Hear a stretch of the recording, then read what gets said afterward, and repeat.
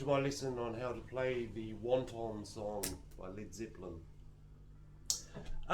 Okay, so just jumping straight into the intro, this part.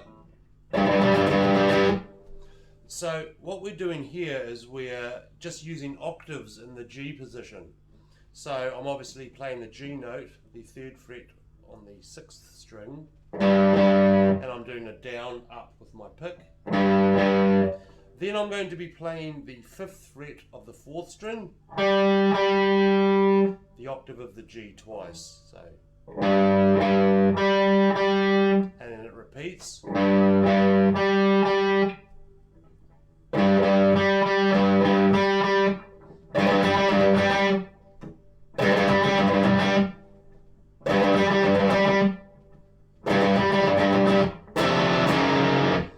Okay, so these chords here, we're playing an F6 to an F sharp 6. So the way I'm doing that is I've got the my index finger is on the F note, 1st fret of the 6th string. My 3rd finger is on the 3rd fret of the 5th string, the C note. So we've got our normal root and 5th there. The next thing I'm doing is I've got the 2nd fret of the 3rd string with my 2nd finger, and I'm actually muting the 4th string, the D string, out by just having a slight lean on my 3rd finger, which stops that string from sounding when I strum over it. Muted. And then my pinky is playing the D note, the 3rd fret of the 2nd string, so we end up with this chord. I'm not strumming the 1st string, just the top 5, and I just move the shape 1 fret to the F sharp position.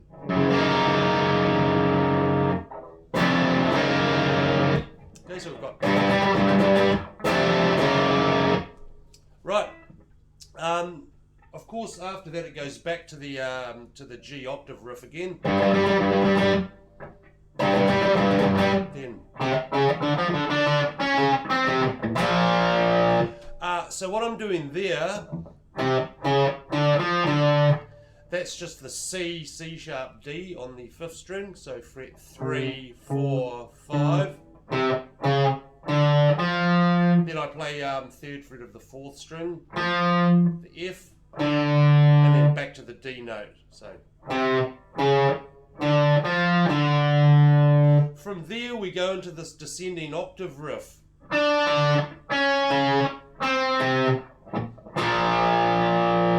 So what I'm doing there is my pinky is playing the 7th fret of the 3rd string, and then my index finger will be playing the 5th fret of the 5th string. And then we just move down 1 fret at a time from D, C sharp, C. Then what I do is we do a quick mute on the 5th string. Of course, to do the mute, you just lift the pressure off the string and you just lightly touch the string so you get this percussive sound. And then we're going to play the B flat power chord.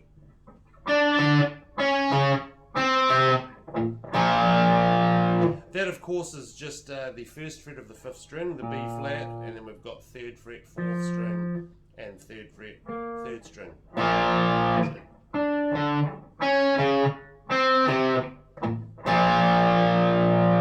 Yeah, okay. So, and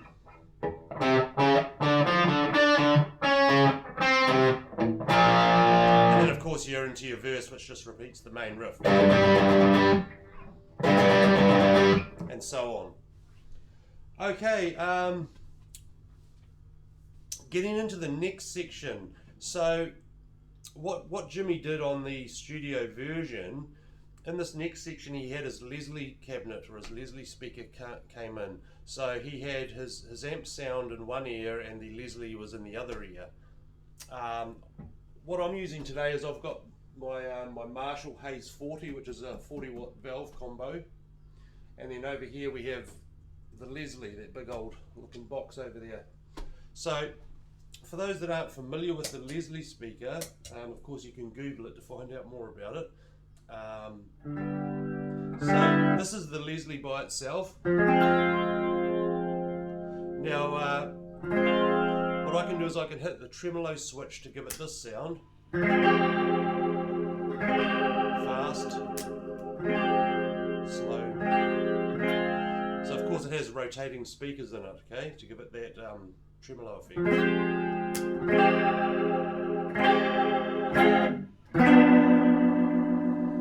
So when we mix that in with the amp, it sounds like this.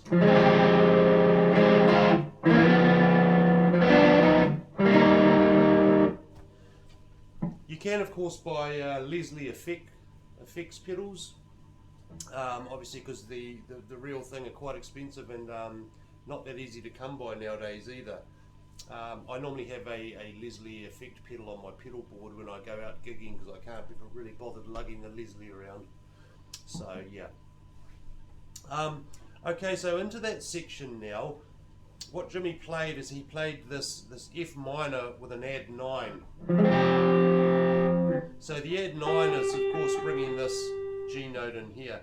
So it's your normal minor shape like this, where we have the 3rd fret of the 4th string with the 3rd finger, and then the index finger is barring the first 3 strings of the 1st fret, and I'm adding the pinky to the 3rd fret of the 1st string like this.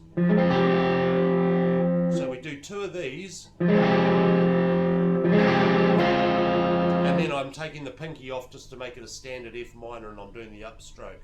So I do 2 downstrokes and then the up.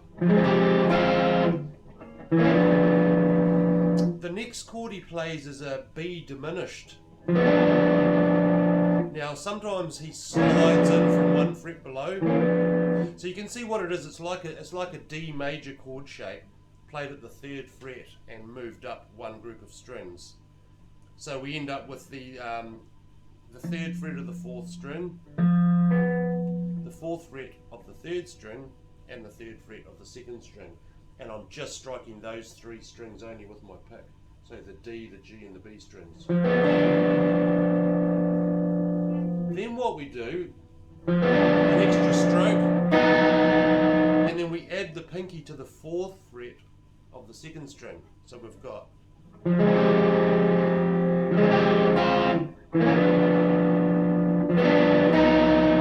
the next chord is based on the C minor 7, just without the root note there. So what I've got there is, of course, I've got the 5th fret of the 4th string with my 3rd finger.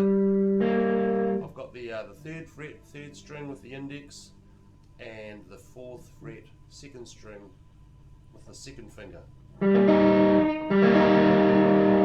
And again, I'm just strumming those 3 strings, the D, the G, and the B. Okay, so the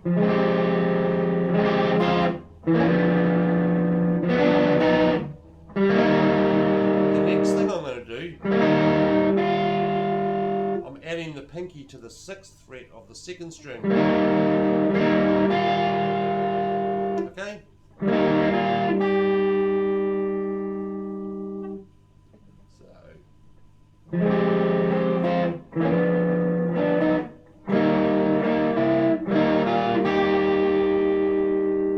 Okay, you can see there I did the upstroke on the first 3 strings, and I'm actually now barring those first 3 strings with the index finger of the 3rd fret, okay, so you can end up going, oops. From there, this chord is a C sharp diminished 7. But once again, Jimmy doesn't play the C sharp bass note. John Paul played that on the bass, which completes the chord, so there's no root note again. So this one here, what I've got, of course, is we've got the 5th fret of the 4th string with the 3rd finger, still the 3rd fret of the 3rd string, and I've got the 5th fret of the 2nd string with my pinky. So we went from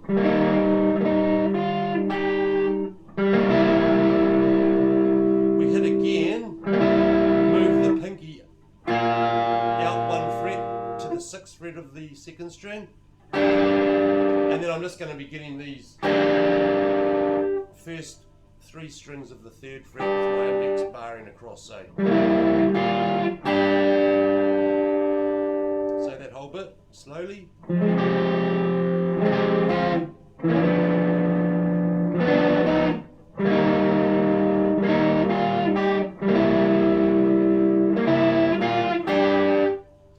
Okay, the next section, so I'm barring the first 3 strings of the 5th fret with my index finger, and I'm going to hammer and pull the 6th fret note on the 2nd string like this, and then I'm going to play the 7th fret of the 4th string, the A note.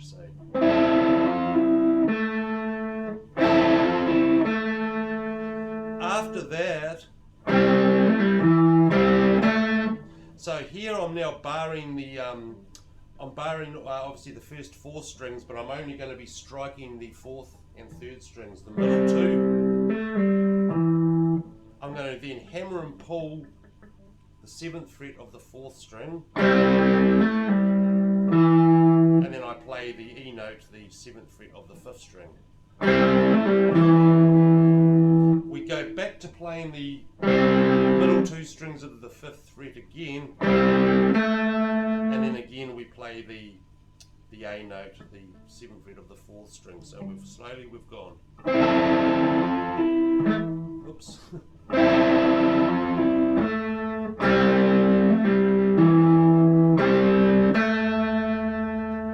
From there we're going to move down to the 3rd fret. So again, what I'm doing is I'm just playing the middle 2 strings here with my pick of the 3rd fret, and I'm going to hammer and pull the 5th fret note on the 4th string like this, and then play the D note, 5th string, 5th fret.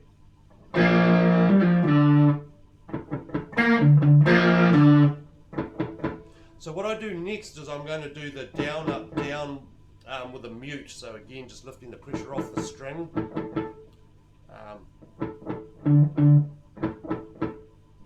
So we went.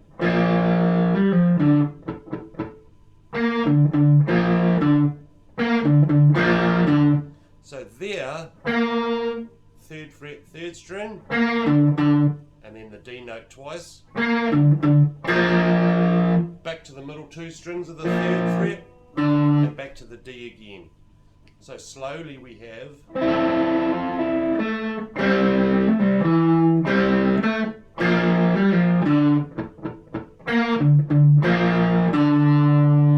It does this again.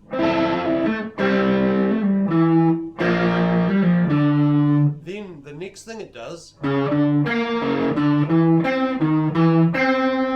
So here, if we think of the timing of the hammer and pull as 1 and 2 and 3 E and 4 E and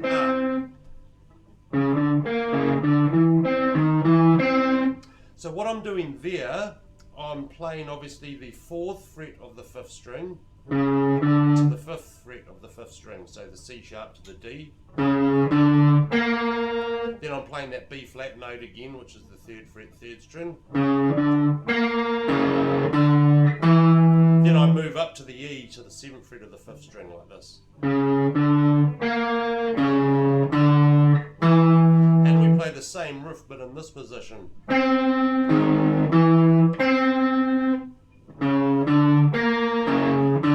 So the 7 to the 5th fret of the 3rd string, and then we go 6, 7, 5 again.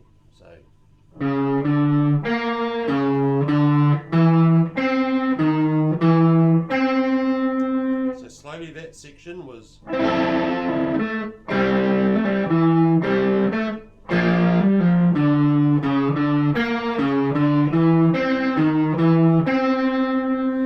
After that it goes just back around this one again.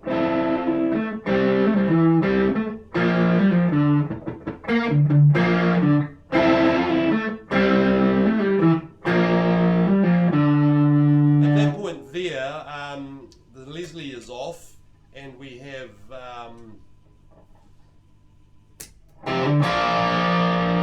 so here what I'm doing is I'm hammering from the C to the D on the 5th string, so hammering fret 3 to fret 5, and then just playing the middle 2 strings again of the 3rd fret. Okay, hopefully we've got that so far. From there it's of course back into a verse. So you went. Jimmy uses some kind of volume swell with an overdub into that chord as well, and it's some kind of fuzz sound or something he's using. Okay, right, so the next thing we just look at quickly is the variation on the end of that section before it goes into the rhythm under the guitar solo. So with that one,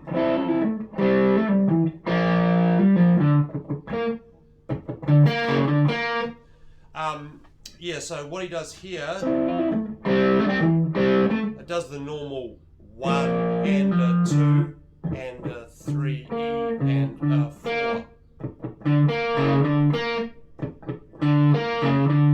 So here I've done 2 mutes. Oh, sorry, 3 again.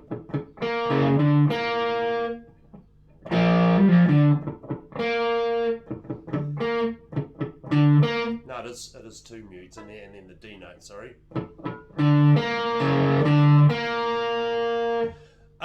Okay, so the rhythm under the solo, we'll just look at the basic structure. So he goes to a B flat 5, which is of course fret 1 of the 5th string and fret 3 of the 4th string. So what he does, he plays this.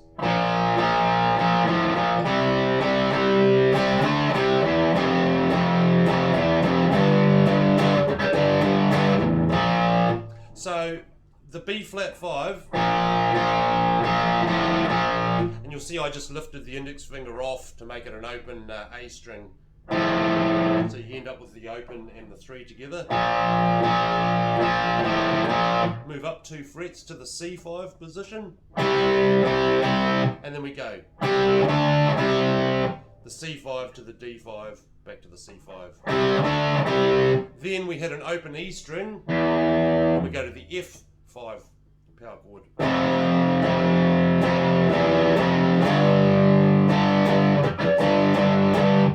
Okay, so that should be quite easy to follow. So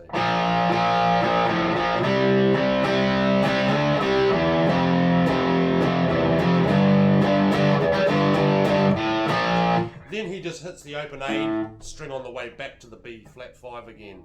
And there is slight variations, but I'm not going to go too in depth with that stuff. So there's always a little bit of wriggle room there for a bit of ad-lib.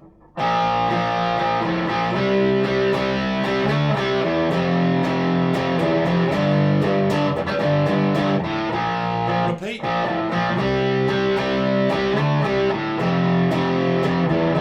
So he does a couple of little variations here with, but yeah, you can, as I say, do a little bit of your own thing there.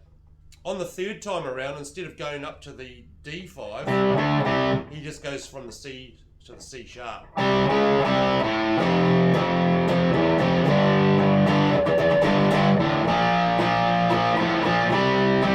And then back to.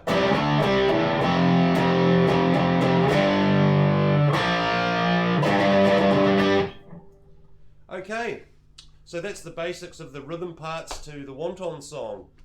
Hopefully you'll find it useful. As always, thanks very much for watching. I really appreciate it. If you haven't done so yet, hit the subscribe button, hit the bell, and you'll get notifications whenever there's any new material posted. So yeah, thanks again, and see you next time.